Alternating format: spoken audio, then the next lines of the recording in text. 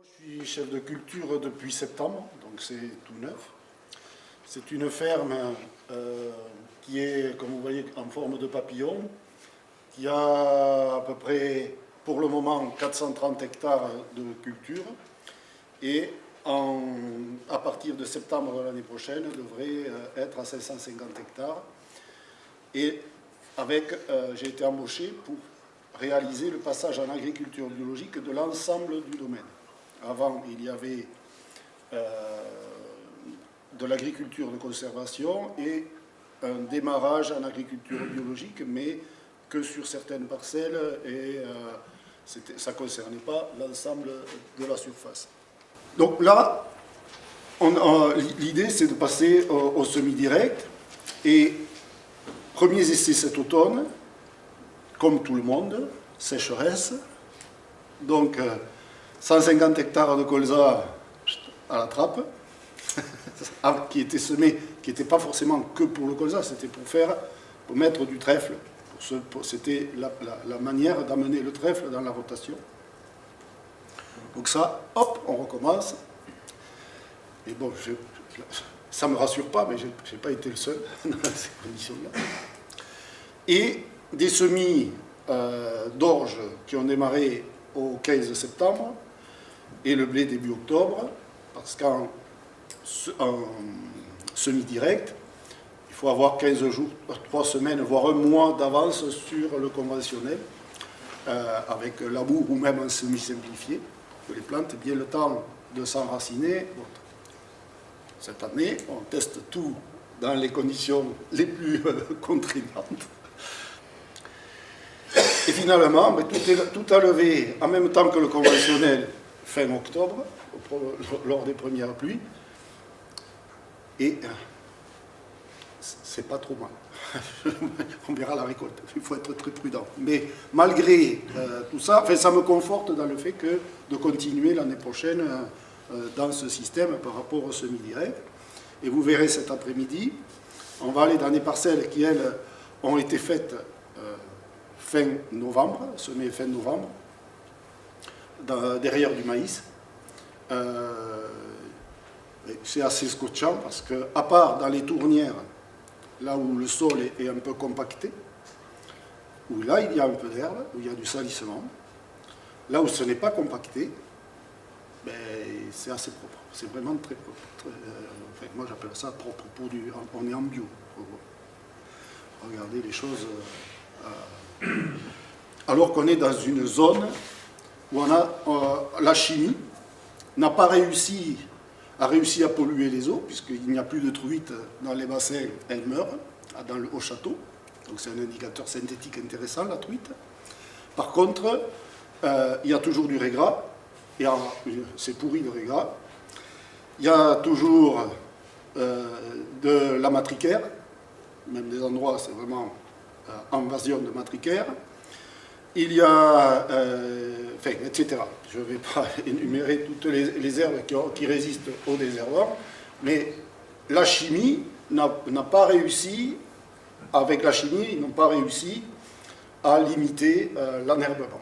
L'avantage aussi du semi-direct, c'est que, et c'est un avantage, et toujours pareil, c'est souvent quand c'est un avantage, il y a aussi un inconvénient. L'avantage, c'est que seul, je peux arriver à semer 600 hectares. Alors, j'implante tout à l'automne.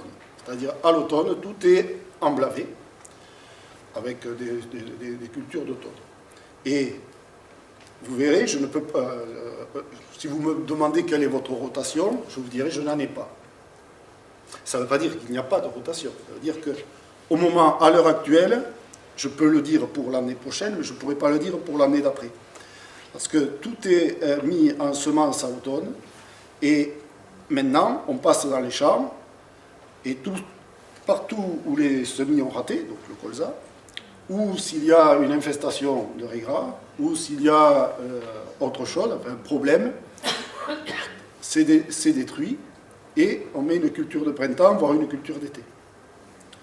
Donc c'est de l'opportunisme, c'est d'aller sur le terrain, c'est de l'observation, mais on ne peut pas calculer des années à l'avance.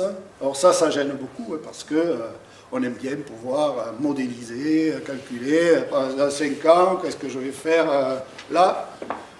C'est une agriculture qui est complexe, qui est difficile à prévoir, qui n'est pas prédictive. Et donc, je sais que ça fait partie des limites de ce système. Mais moi, ça me convient très bien. Donc, de ce point de vue, faire en sorte que cette ferme, qui peut être gérée par une personne, voire une personne et demie, hors moisson, hors récolte.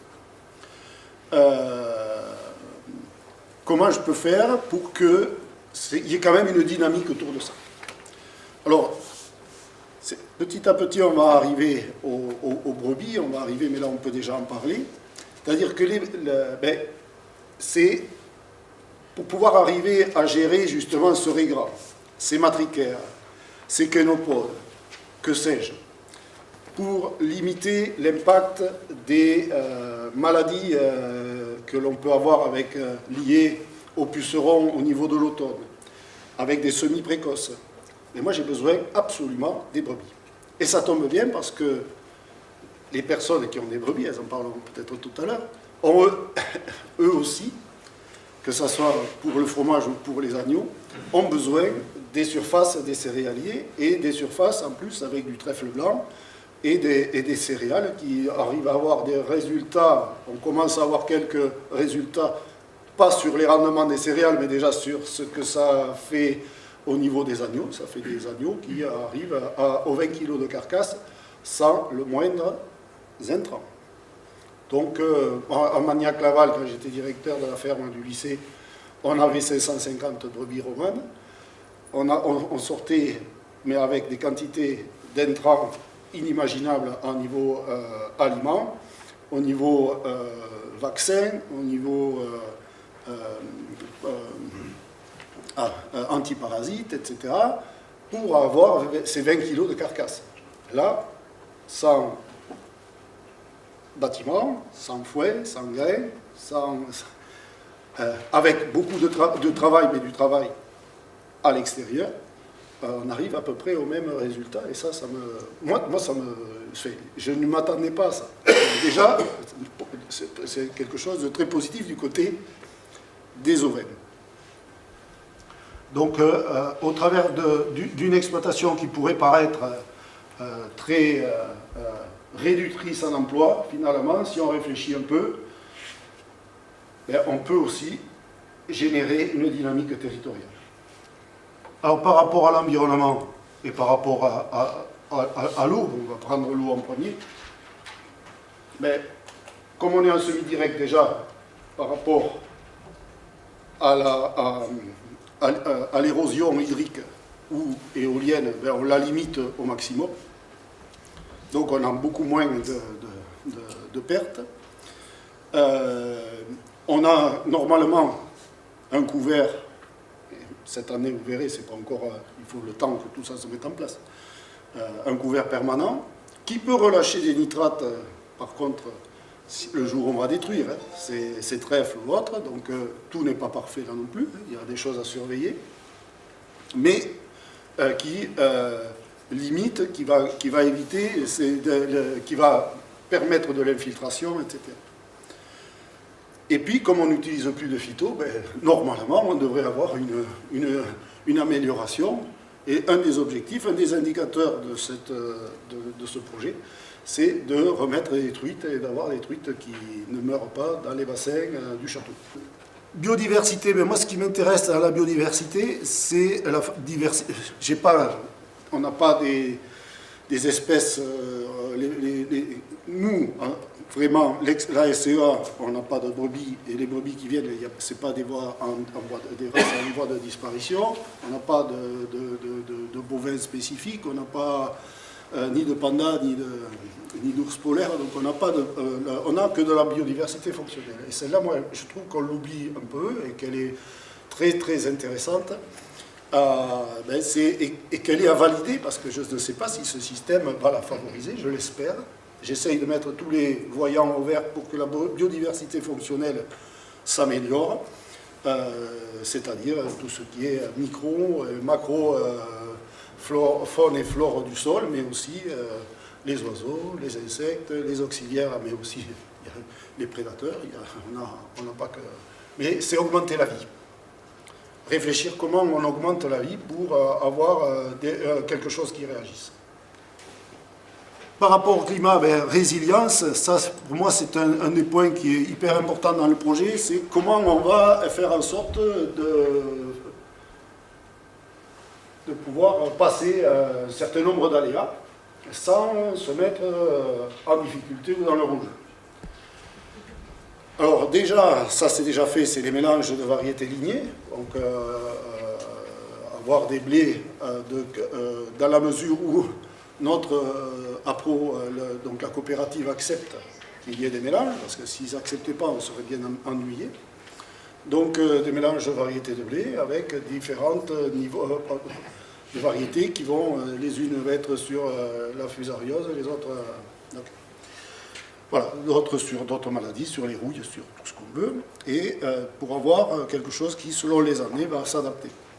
Ou des variétés population, qui, elles, même si ce sont d'anciennes variétés, et pas forcément les semer en pur, les mélanger avec ces variétés lignées, pour avoir des blés à double étage, et que souvent ce sont des variétés qui sont assez développées, assez hautes, et qui se cassent la figure, donc que les unes tiennent les autres. Faible niveau d'intrants, circuit court, voilà, un certain nombre de choses qui peuvent améliorer la résilience de cette exploitation, aller chercher de la valeur ajoutée. Je suis adepte des arbres, mais je suis adepte des arbres en haie coupe-vent, en haie rupture de pente, de les positionner qu'en plein champ. Pour le moment, ça ne me pose plus de problème que ça m'apporte de solutions. Mais c'est une impression, c'est un souci, et il y a 70 hectares, on ne les arrache pas, on va voir, on va pouvoir les suivre et les comparer avec le reste. Mais ça me demande, ça a été calibré pour les outils de l'entrepreneur. Moi j'ai que 140 chevaux, il en a 200, je n'ai pas les mêmes dimensions d'outils, donc moi je suis obligé de redoubler à chaque fois qu'il y a une rangée d'arbres, je perds de la semence, je perds du temps de travail. Sur la bande d'enherbement, c'est là où j'ai des chardons, où j'ai des rumex, où j'ai un certain nombre de plantes qui peuvent salir. Quand on est en agriculture de conservation, mais avec de la chimie, on passe, même entre les arbres, on met un petit coup pour réduire ces contraintes. Là, moi, je n'ai pas ça, donc j'essaye de limiter au maximum tout ce qui peut salir les cultures. Et là, j'ai ce souci par rapport à l'agroforesterie. Et puis, d'un point de vue purement économique, pour le moment, je ne le vois pas. Si on divise, en faisant le calcul économique global, si on le divise par le nombre d'années, donc je ne vois pas. Mais une fois de plus, peut-être, je ne veux surtout pas que vous partiez en disant l'agroforesterie c'est pas bien, loin de là. Je pense que c'est super, nous on a besoin des arbres pour le bien-être des animaux, on a besoin des arbres c'est une vallée, on a besoin pour couper, pour faire brise-vent, on a besoin des arbres, il y a aussi malgré tout un peu de pente, il y aurait besoin de remettre peut-être... Il y a 2 forêts, on aurait besoin de faire des connecteurs entre les 2 forêts pour les oiseaux, pour la biodiversité fonctionnelle. Donc, moi je suis vraiment pour les arbres, mais peut-être pas sur du mitage, c'est tout. Et enfin, le projet, c'est lié à que ce que l'on fait, ça soit opérant par rapport à la santé, qu'elle soit humaine ou pour... l'environnement, la planète, que l'on est, la réflexion, l'idée c'est pour ça que c'est ABS, Agriculture Biologique Système, c'est comment, chaque fois que je fais un investissement, chaque fois que je mets en place une culture, chaque fois que je réfléchis à des partenariats ou autres, quel impact ça a sur l'ensemble de ces critères. Alors certes, c'est pas simple, mais je pense que quand on se pose ces questions, on n'a plus du tout la même démarche et on ne regarde pas que la valorisation économique. C'est vraiment regarder, pas par le petit bout de la lorgnette, mais par une vision large. C'est beaucoup de blabla, effectivement, c'est la théorie, mais quand on a ça derrière le neurone, eh bien déjà, je pense qu'on prend d'autres directions, ou d'autres que si on est que sur l'optimisation économique.